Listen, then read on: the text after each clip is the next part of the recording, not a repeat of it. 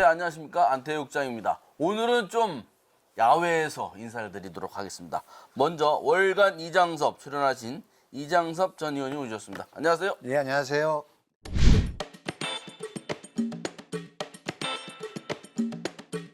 오늘 좀 분위기 어떻습니까?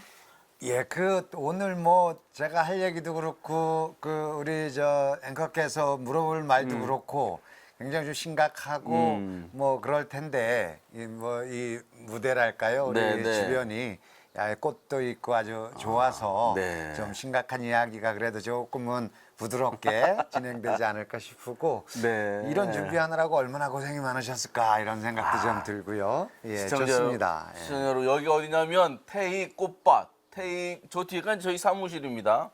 구옥을 리모델링 한 거고 저기가 이제 옆에 있는 마당을 최근에 이제 꽃밭으로 이제 바꿨어요. 아주 고생을 좀 했는데 꽃과 함께 장미는 없는데 장미대선이라고 하는데 장미는 제가 못 샀습니다. 아주 그 꽃과 함께 오늘 화창한 날씨여서 밖에서 말씀을 나누도록 하겠습니다. 먼저 오늘 아침 9시 반에 청주체육관에서 많이 모이셨더라고요. 그래서 민주당 충북 선대위 출정식을 했던데 그때 이제 말씀도 하고 했습니다. 이번 6.3 대통령 선거 어떤 각오로 임하고 있습니까? 이번 대선이 정상적인 대선은 아니지 않습니까? 네. 이제 임기 중에 있는 현직 대통령이 탄핵이 되고 그리고 나서 이루어지는 일종의 이제 조기 대선, 재보궐 선거 이런 개념으로 되는 거기 때문에 마냥 그렇게 뭐라 그럴까요? 일반 선거 마냥 그렇게 여유 있게 한다거나든지 이런 게 아니죠. 이제 의미도 내란을 일으켜서 탄핵된 이 세력들에 대한 심판, 이 우리 역사적으로 네. 봐도 또 반민특위라든지 일제시대의 어떤 역사를 제대로 평가하고 정리하지 않은 후과가 아직까지 이어지는 경우도 많이 있지 않습니까? 네. 저는 이제 이번 대선의 의미를 철저하게 이 내란 세력에 대한 척결의 의미를 둬야 된다. 그 다음에 이제 우리나라가 처해 있는 여러 가지 현실을 타개할 수 있는 능력들, 정책 이런 것도 봐야겠습니다만은 궁극적으로는 내란을 일으킨 세력에 대해서 정확하게 역사적으로 평가하고 이것들에 대한 심판을 해야만 역사가 이 불행한 역사가 반복되지 않는다 저는 그렇게 생각하기 때문에 이번 선거의 가장 중요한 의미는 역시 어떤 내란 세력에 대한 심판이다 이렇게 보는 것이고요. 그러나 이제 선거가 열렸기 때문에 여러 네. 가지 대한민국이 현재 처해 있는 현안들에 대해서 또 누가 잘 풀 것인가에 대한 이런 또 정책이 막 제기되는 네. 그런 시기적 의미도 또 있겠다라고 생각이 듭니다. 네. 오늘 9시 반에는 이제 민주당이 했고 오후 2시는 국민의힘이 하는 줄 알았더니 자세히 보니까 내일이더라고요. 거기가 준비가 아직 안 됐을 겁니다. 출정식을 내일 한다 그래가지고 우리 직원이 지금 엉뚱한 데가 있습니다. 따로 그 유세 차 있는 데로 가서 오늘 우리도 영상 하나 만들어야 돼서 그랬는데 내일 출정식을 한다고 하네요. 그래서 국민의힘 얘기를 안 할 수가 없잖아요. 국민의힘 후보 야 어떻게 이런 일이 있을 수 있나 싶을 정도로 엎치락 뒤치락 하다가 결국 당초 뽑혔던 김문수 후보가 최종 확정이 됐습니다. 이 과정 저도 좀 낯설지만 의원님도 거의 본 적이 없죠? 예, 정말 뭐라고 표현해야 될까요? 정말 이게 가관이다 이렇게 표현해도 너무 좀 점잖은 것 같고 어디 언론에서 보니까 대환장 파티 이런 용어도 썼던데 이게 어떻게 21세기 공당 네. 그 직전까지 집권 여당이었다는 국힘이라는 이 공식적인 정당에서 있을 수 있는 일인지 새벽 3시에 후보 등록을 하겠다라고 하고 네. 또 한 사람이 또 참여를 하고 그 이전 사항으로 보면 3번, 4번에 거쳐서 예선을 거쳐서 본선에서 후보가 됐는데 그 후보를 내려오라고 난리를 치고 네. 온갖 모욕적인 말을 해가면서 내려오라 관둬라 말을 안 들으니까 이제 후보 자격을 또 박탈을 하고 이런 과정들이 저는 70년대인가요? 80년대인가요? 이게 과거에 용팔이 네, 조직폭력배, 정치 깡패들이 강목을 들고 이제 네. 어떤 뭐 정당의 전당대회를 휩쓸고 이런 적이 있었는데 네. 그런 시대가 지금 비슷한 상황들이 연출되는 거 아닌가. 이걸 그냥 남의 당 일이라고 웃고만 봐야 되는가 싶은 생각이 들었어요. 이 정당 사람들은 어떤 쿠데타의 이 어떤 DNA가 여전히 뼛속 깊이 남아 있는 거 아닌가. 저건 뭐 이미 끝난 일이긴 하지만 네. 이 정상적인 절차에 의해서 진행된 뭐 선출된 자당의 후보 자격을 박탈을 하고 그리고 새벽에 3, 4시 이 새벽에 어떤 그 새로운 후보를 또 접수를 받고 뭐 네. 이런 과정들이 네. 이게 쿠데타적 발상 아니면 이 당원 단계도 그런 규정이 없다는 거 아닙니까? 예. 일과 시간에 그 그렇죠. 어떤 저 후보 등록을 받아야 된다 이런 게 이제 당원 단계도 또 있답니다. 근데 뭐 이 사람들 머릿속엔 그런 게 하나도 없죠. 오직 목적을 위해서 모든 것들을 다 수단을 동원하는 것들인데 이게 이런 걸 가지고 이제 쿠데타라고 얘기하는 거 아니겠습니까?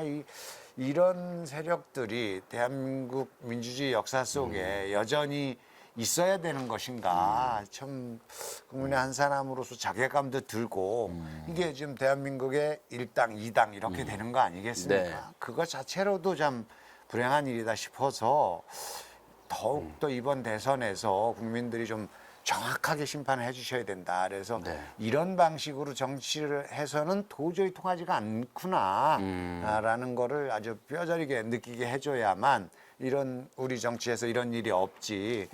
그럼에도 불구하고 비슷하게 표를 주거나 용인이 되면 뭐 어떤 수단과 방법을 갖고도 자기들이 원하는 바를 해도 국민들은 따라온다. 뭐 이렇게 이제 인식을 할 수 있기 때문에 정확한 이 심판이 필요하다라고 보여지고 다행인 거는 그래도 당원들이 야 이건 아니지 않냐 네, 네. 라는 국민의힘 당원들이 이건 아니지 않 처음에는 이제 후보 단일화의 어떤 그 여론이 훨씬 높았죠. 예. 그래서 김문수 후보도 그렇게 하면 안 된다, 진다, 뭐 이제 이런 판단이었는데 그래도 그 당에 그나마도 당원들이 좀 정상적인 사고를 하지 않았는가라는 생각이 들고요. 그 당의 지도부는 정말 반성해야 된다.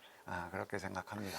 그러니까 이제 국민의힘 당원들 같은 경우에는 뭐 김문수 후보로 다시 돌아오긴 했으나 이거 기운이 전혀 안 날 것 같은데 그 며칠을 밤내 엎치락 뒤치락 하는 과정을 겪으면서 야 이거 뭐 선거운동할 기운이 이제 쭉 빠졌을 것 같은 생각이 듭니다. 어쨌든 김문수 후보가 이제 후보가 됐습니다. 그리고 이제 선거운동을 시작했는데 이제 우리가 또는 민주당이나 국민들이 볼 때 김문수 후보에게 이제 묻고 싶은 게 있잖아요. 비상계엄 때 그거 찬성하느냐, 탄핵 반대한 거 했는데 그럼 지금도 같은 입장이냐, 뭐 이런 거, 또 약간 옛날 역사관 이런 거에 대한 논란이 굉장히 심각한데 이거 선거 기간 동안에 다 털고 갈까요? 아니면 어떻게 할까요? 글쎄요, 이제 물어봐야 되겠죠. 그 윤석열 전 대통령의 비상계엄이 정당한 것인가라는 부분도 물어서 이 사람이 뭐 그전에는 이제 이게 정당하다 뭐 이렇게 계속 주장을 해왔던 거지 않겠습니까? 그런데 지금도 그렇게 생각하는지 정확하게 묻고 그 대답을 좀 들어야 될 것이고요. 또 한 가지는 이제 그 일제시대 우리 김구 선생님에 네. 대해서 아주 모욕적인 그 언사를 한 적이 있는데 일제시대에 그러면 중국 뭐, 국적자라 그랬죠. 예, 그렇다면은 대한민국 대통령으로서 아니 뭐 대한민국 대통령 자격이 아니라 대한민국 국민의 자격도 없는 거죠. 그렇기 때문에 이제 이번 대선 과정에서 여러 가지 뭐 TV 토론도 있고 그럴 텐데 그 부분에 대해서 뭐 언론이 됐던 뭐 우리 자당 후보가 됐던 꼭 명확하게 다시 한번 듣고 확인해 볼 필요가 있다 이런 생각을 합니다. 의원님 보시면 어때요? 뭐 미안하다, 사과한다 뭐 이런 얘기 할 것 같습니까? 아니면 자기가 옳다라고 쭉 갈 것 같아요? 글쎄요, 그렇게 뭐 그 노골적으로 옳다고 얘기는 못할 것 같고 얼버무리는 정도가 되지 않을까 그렇게 생각을 해요. 그런데 그래도 그 명확하게 답을 좀 줘야 될 거다. 그런 계속 질문을 해서라도 이게 자기가 잘못됐으면 잘못됐다라고 이야기할 수 있도록 해야 된다라고 생각합니다. 네. 자, 그러면 이제 뭐 7명의 대통령 후보가 있습니다만 그래도 2명이 이제 대표적인데 김문수 후보, 이재명 후보, 김문수 후보. 이 선거 전략은 어떨 것인가? 이재명 후보도 한 10개 정도의 뭐 대표적인 건 냈고 김문수 후보도 냈던 것 같고 뭐 이렇게 하는데 아직 차분하게 이제 검토는 못했습니다. 예, 의원님 보시기에는 양측의 전략, 캠페인 전략은 어떻게 전개될 것 같습니까? 뭐 이제 국민의힘 같은 경우야 뭐 먼저 제가 크게 입이 10개라도 할 얘기가 있을까 싶기는 해요. 예, 뭐 그러다 보니까 뭐 우리 이재명 대표에 대한 뭐 여러 가지 그 인간적 약점들 뭐 이런 부분들을 주로 이제 이야기할 수밖에 없을 텐데 이 대통령 선거를 하게 되는 원인 제공자가 국힘이기 때문에 뭐 도대체 무슨 얘기를 할까 좀 궁금하긴 하고요. 그 우리 당 같은 경우는 뭐 앞전에서 말씀드렸듯이 이 선거가 있게 된 책임, 어떤 내란의 책임에 대해서 명확하게 규명을 해야 된다, 국민적 심판을 해야 된다라는 한 부분이 있을 것이고 또 한 부분은 우리 당이 그동안 꾸준히 제기해 왔던 이 대한민국의 미래 비전, 현재의 먹고 살 거리, 그리고 국제사회 속에서 대한민국 특히 이제 미국과의 관계 속에서 대한민국이 이제 지켜야 될 어떤 가치들 그리고 경제적인 어떤 상황들 뭐 이런 부분들에 대해서 또 늘 이야기하는 어떤 국민이 주인인 민주주의를 어떻게 풀어갈 것인가. 뭐 이를테면 이제 검찰 개혁이라든지 뭐 최근에는 일단 사법부까지도 굉장히 정치화되는 과정이 있어서 이 부분에 대한 검토도 좀 필요할 것이고요.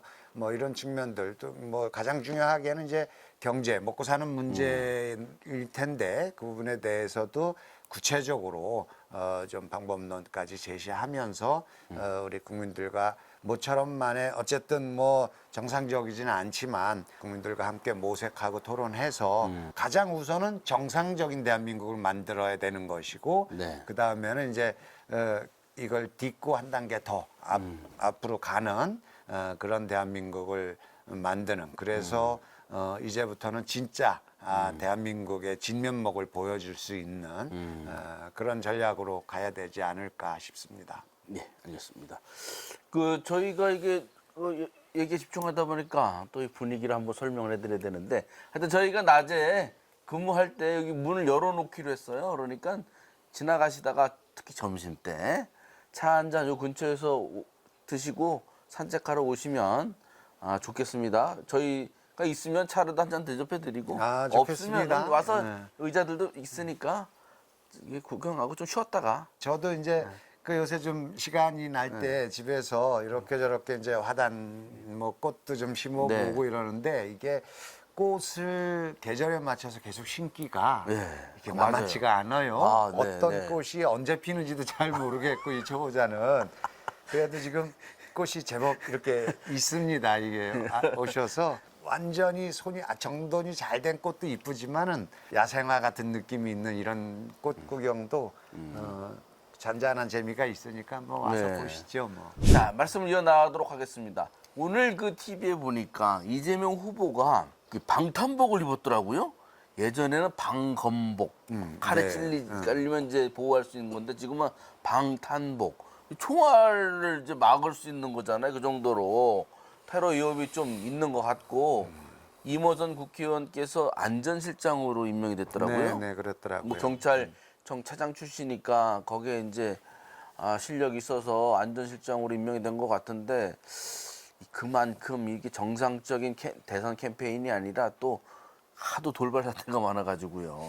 걱정이 좀 많은데 어떻습니까? 이게 참 뭐 이제 윤석열 정부 들어와 가지고 이게 비상식적인 일이 계속 일어나다 보니까 그 도대체 어떤 일이 일어날지 잘 모르는 상황들 이게 그 상식 수준만 갖고도 잘 평화롭게 살 수 있는 대한민국이었다고 저는 생각을 해요. 네. 그런데 밤중에 느닷없이 아닌 밤중에 홍두깨라고 계엄을 선포하고 이 계엄을 국민들이 봐도 왜 했지?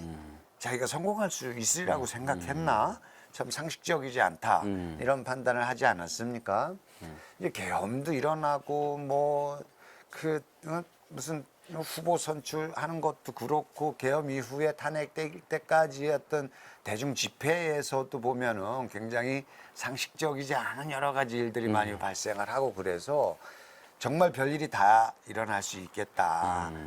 그냥 우리가 뭐 괜찮겠지 뭐 이런 것보다는 뭐 준비해서 나쁠 건 없다고 보고 정말 이 그 서부지법 그 난동 북동 사태에서도 봤지만 정말 잠깐 사이에 그 이런 일이 일어날 수 네. 있기 때문에 이 대선 과정에서도 또 예기치 않은 일이 발생을 하면 한 후보가 특히 우리 당 후보가 유고가 돼버리면 그냥 뭐 상대 후보가 자동으로 되는 상황이어서 굉장히 불행하죠. 준비를 좀 할 수 있는 한 최대한 해야 되겠고 이게 국민들 보기에 그렇게 좀 좋아 보이진 않으리라고 봅니다. 그런데 저도 좀 양해를 구하지만 도대체 이 상식적이지 않은 일들이 비일비재하게 일어나는 현재의 상황이어서 조금 불편하시더라도 그렇게 이해를 좀 해주셨으면 합니다. 네, 뭐 이재명 후보뿐만 아니라 모든 후보의 안전 대책 잘 마련돼서 그 뭐 그런 안 좋은 일이 발생하지 않기를 기대하겠습니다. 그 저 민주당 공동선대위원장이신데 이번 선거 어떻게 이길 것 같습니까? 어제 민주당 내부적으로 이렇게 평가 전망은 어떻고? 그래도 뭐 좀 경계하거나 조심하거나 뭐 어떤 마음가짐을 갖고 있어요? 그 당위적으로 이번 선거는 뭐 민주당 여서가 아니라 네. 앞전에도 말씀드렸듯이 이 내란을 일으킨 세력을 척결하고 심판해야 된다라는 당연한 명제가 있기 때문에 꼭 이겨야 됩니다. 그리고 이 길이라고 이게 대한민국 국민들의 뜻이라고 저는 확신하고 있습니다. 이제 그럼에도 불구하고 너무 이 어떤 우리 선거를 치르는 민주당 입장에서 승리에 대해서 자만하거나 뭐 이러면 국민들은 또 다른 어떤 심판과 또 다른 대가를 또 치르게 하는 것이 우리 국민들의 또 속성이기 때문에 저희들은 기왕에 차려진 이런 선거이기 때문에 많은 토론들이 이루어지고 지역사회에서 필요한 아이고 죄송합니다. 어디서 캠프에서 어디로 오라고? 예, 여러 가지 현안들 뭐 이런 것들이 이제 이 선거 때는 다 나오는 거 아니겠습니까? 그래서 이런 정책들이 활발하게 토론되고 충청북도 입장에서는 또 이런 기회가 충북의 현안들을 대통령 공약에 집어넣어서 이게 나중에 오리발 못 내밀도록 하는 이런 그 역할도 할 수 있을 테니까 많은 그 지역의 현안들을 우리 민주당한테 좀 알려주시고 우리가 알아서 또 많이 연구도 하겠지만 우리 도민들이 충북에 필요한 부분들을 민주당에 좀 요구하고 이렇게 해주시면 기왕에 이루어지는 선거이기 때문에 우리 작게는 우리 동네 우리 충청북도가 발전하는 계기로 삼아야 되고 또 대한민국이 한 단계 도약할 수 있는 그런 계기로 삼아야 되면 틀림없다 생각을 합니다. 네, 감사합니다. 의원님 오시니까 안 돌아다니던 비행기 소리도 들리고 하여튼 뭔가 아주 뭐 격동하는 그런 분위기인 것 같습니다. 하여튼 다음 달에 또 뵙도록 하겠습니다. 오늘 고맙습니다. 고맙습니다.